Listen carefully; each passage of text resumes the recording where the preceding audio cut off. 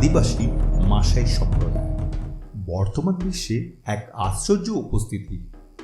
Africa নিয়ে একটি প্রচলিত মিথ হল এখনও এই মহাদেশে এমন দুর্গম অঞ্চল রয়েছে যেখানে সভ্যতার আলো পৌঁছয়নি। এই মিথের সত্যতা কতখানি তা নিয়ে এখনও গবেষণা চলছে, কিন্তু প্রচলিত প্রযুক্তিগত সভ্যতার সন্ধান পেয়েও আফ্রিকার মাসাই গোষ্ঠী আঁকড়ে ধরে রেখেছে তাদের নিজস্ব ঐতিহ্য এবং সংস্কৃতি। কেনিয়া এবং তানজানিয়া বিশাল অংশ জুড়ে এদের বাস। প্রাণ প্রাচুর্যে ভরপুর এই অঞ্চল ক্রমেই নীতি নির্ধারক থেকে শুরু করে পর্যটকদের জন্য হয়ে উঠেছে আকর্ষণের কেন্দ্র। এ পরিস্থিতিতে তারা কতদিন নিজেদের শেকড় ধরে রাখতে পারবে তা বলাই যায় না। তবে পুরোপুরি হারিয়ে যাবার আগে জেনে নেওয়া যাক তাদের সম্পর্কে কিছু অজানা কথা। একটি গোষ্ঠীর জন্ম কবে তা তারিখ দিয়ে বলা সম্ভব নয়, তাই গোষ্ঠীর ইতিকথা জানার ক্ষেত্রে আমাদের উৎস হল ইতিহাসের লিপিবদ্ধ পাতা। ইতিহাসের পাতা বলে মাসাইরা প্রাথমিকভাবে বাস করত দক্ষিণ সুদানে। তারা বরাবরই যাযাবর জীবনযাপন করে। 16 শতাব্দীতে উর্বর জমির খোঁজে ঘুরতে ঘুরতে তারা বর্তমানে ভৌগোলিক অবস্থানে পৌঁছয় 18 বা 19 শতাব্দীর দিকে। সেই সময় এই অঞ্চলে আগে থেকেই অন্য গোষ্ঠীর বাস ছিল। তাদের সাথে কিছুটা কলহ, কিছুটা সমঝোতা মিলিয়ে শেষে তারা মিলেমিশে বসবাস শুরু করে। মাসাই জনগোষ্ঠীর সব থেকে শক্তিশালী হয়ে ওঠে 20 শতাব্দীতে। এই সময়ে তারা বিখ্যাত রিফট ভ্যালির প্রায় সবটুকু অংশ জুড়েই নিজেদের সাম্রাজ্য করে নেয়। এখন কেনিয়া এবং তানজানিয়া জুড়ে মাসাইদের জনসংখ্যা 1 মিলিয়নের কাছাকাছি। মাসাই গোষ্ঠীর ইংরেজি নামের বানান হল মা-সাই। তারা এখনো পর্যন্ত ইংরেজি বা অন্য কোনো ভাষা গ্রহণ করেনি। নিজেদের মাতৃভাষাতেই কথা বলে। এই ভাষা তাদেরকে একই ধরনের অন্য কিছু আদিবাসী গোষ্ঠীর সাথে যুক্ত করে। সাম্বুর গোষ্ঠী হচ্ছে মাসাই গোষ্ঠীর সাথে ভাষার মাধ্যমে যুক্ত একটি গোষ্ঠী।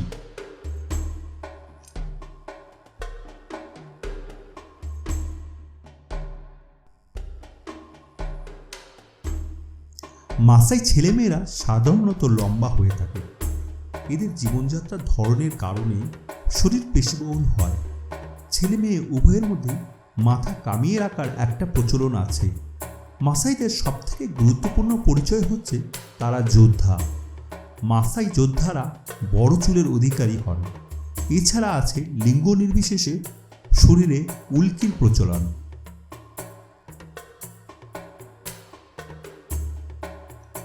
তাদের জীবনধারণ, অর্থোপার্জনের পথ, খাদ্যাভ্যাস, পোশাক, ঘরবাড়ি, বিয়ে, বাচ্চা কাচ্চা থেকে শুরু করে গৃহপালিত পশুর প্রচলন, গান বাজনা, ধর্মবিশ্বাস এবং এদের ভেতরে প্রচলিত মিথ সবই মাসাই সংস্কৃতির অন্তর্ভুক্ত। এই আদিবাসী গোষ্ঠী পুরুষতান্ত্রিক সমাজ ব্যবস্থা মেনে চলে। তবে এই সমাজে অনেক ক্ষেত্রেই পুরুষদের পাশাপাশি নারীদের মাঝেও বহুগামিতার প্রচলন ছিল বলে জানা যায়। আইন হিসেবে তারা বহু বছরের প্রচলিত মৌখিক আইন মেনে চলে। মৃত্যুদণ্ডের প্রচলন না থাকলেও জরিমানার প্রচলন আছে। এই জরিমানা দিতে হয় গৃহপালিত পশুর মাধ্যমে।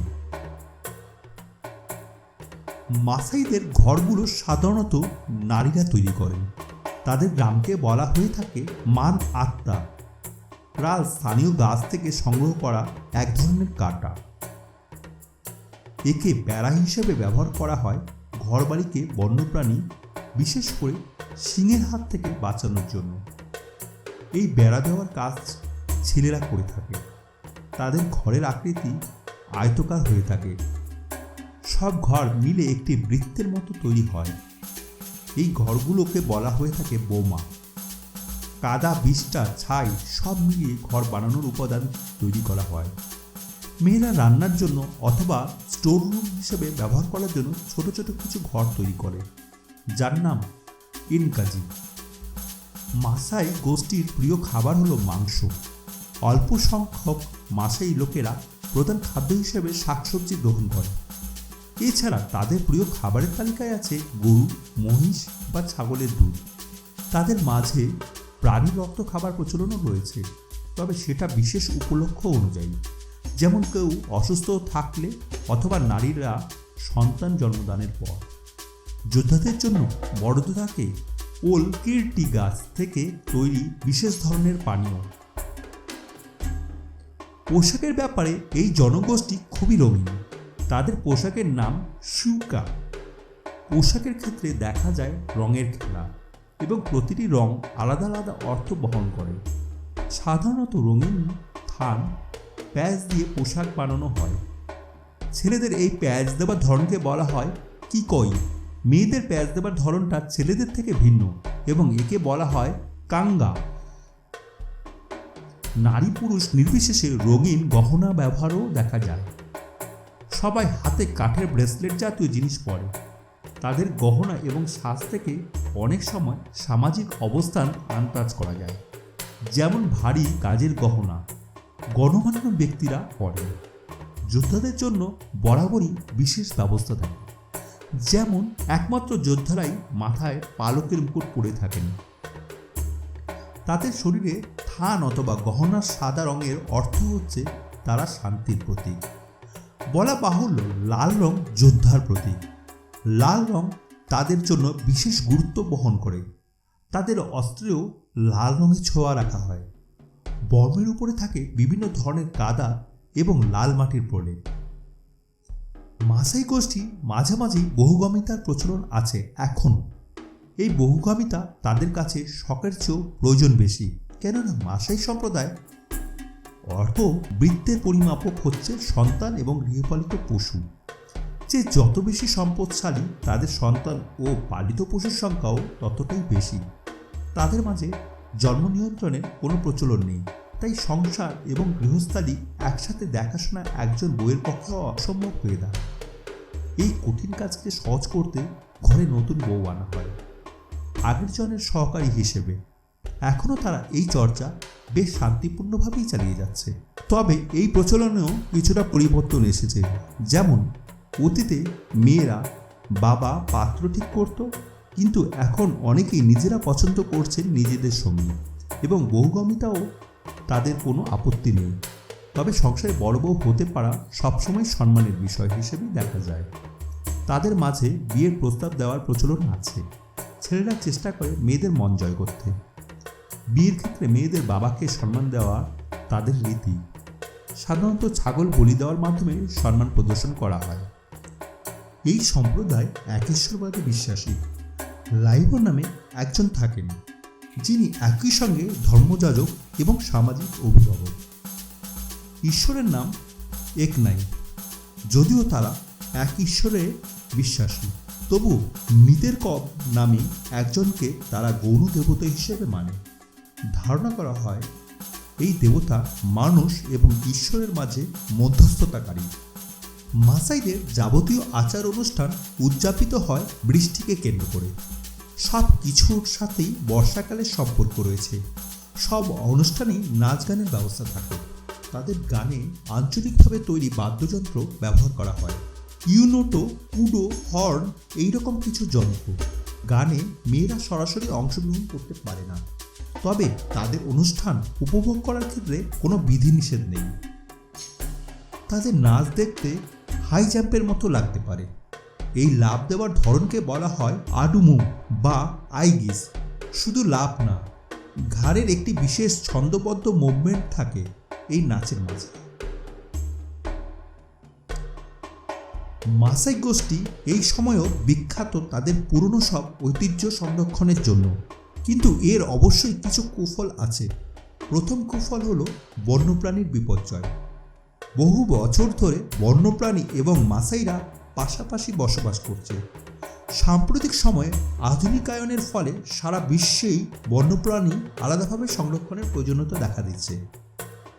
বিশ্বের 50% সিংহই এই অঞ্চলে বসবাস করে, কিন্তু এখনও যোদ্ধাদের হাতে সিংহ মারার ঐতিহ্যের কারণেই সিংহের সংখ্যা কমতে শুরু করেছে। তবে ইতিমধ্যে বিভিন্ন সংস্থা এই বিষয়টি নিয়ে কাজ করছে এবং শিশু মৃত্যুর হারও কমে এসেছে। মাসিক গোষ্ঠীর আরেকটি ভয়ঙ্কর চর্চা হচ্ছে মেয়েদের সার্কামসিশন বা যৌনাঙ্গচ্ছেদ চর্চা। এই চর্চার কারণে এই অঞ্চলের নারীর মৃত্যুর হার অনেক বেশি। কেনিয়াতে আইন করে এটা বন্ধ করা হলেও সবসময় তা নিয়ন্ত্রণ করা সম্ভব হয় না। আবার এই সম্প্রদায়ের মনে শিক্ষা নিয়ে এক ধরনের অনীহা কাজ করে। এই অনীহার ফলস্বরূপ রোগ শোক এবং কুসংস্কার এখনও তাদের আচ্ছন্ন করে রেখেছে। এখনও আধুনিক চিকিৎসা সেবার জন্য তাদের অনেক দূরে যেতে হয়। মুমূর্ষু রোগীদের তাই অনেক ক্ষেত্রেই বাঁচানো সম্ভব হয় না। গল্পের বইয়ের বাইরে যে এমন একটি গোষ্ঠী এই সময়ও থাকা সম্ভব তা প্রায় কল্পনাতীত। এমন না যে তারা বৈশ্বিক প্রযুক্তির কথা জানে না। জীবনের অনেক ক্ষেত্রে তারা প্রযুক্তি গ্রহণ করলেও এখনও কিছু কিছু ক্ষেত্রে দূরত্ব বজায় রেখেছে। যেমন এখনও অনেক বিয়েতে বরপক্ষ জিপ গাড়ি নিয়ে কনেপক্ষের বাড়িতে গেলেও বিয়ের পুনরাবৃত্তিতেই হয়। সামাজিক রক্ষণশীলতার বাইরে অনেক পড়াশোনা করার আগ্রহ প্রকাশ করে। বিভিন্ন সংগঠন মিশনারি দৌলতে অনেক মাসায় খ্রিস্টান বা ইসলাম ধর্ম গ্রহণ করেছেন। বহু বছর নানা প্রতিকূলতার সাথে লড়াই করে টিকে আছে এই আদিবাসীরা। তাদের মাঝে প্রচলিত কুসংস্কার যেমন বিরোধ করার দরকার, সেভাবে তাদের গ্রামীণ বিশুদ্ধ যাযাবর জীবন ও নিজস্ব কৃষ্টি সংরক্ষণ করাটাও কর্তব্য। জোরপূর্বক উচ্ছেদ এবং আধুনিক জীবনযাপনের চাপের মুখে ইতিমধ্যেই অনেক কিছু হারাতে বসেছে এ সম্প্রদায়। মানবাধিকার সংস্থাগুলো তাদের অধিকার আদায়ের দায়িত্ব কতখানি পালন করতে পারে সেটাই এখন দেখার বিষয়।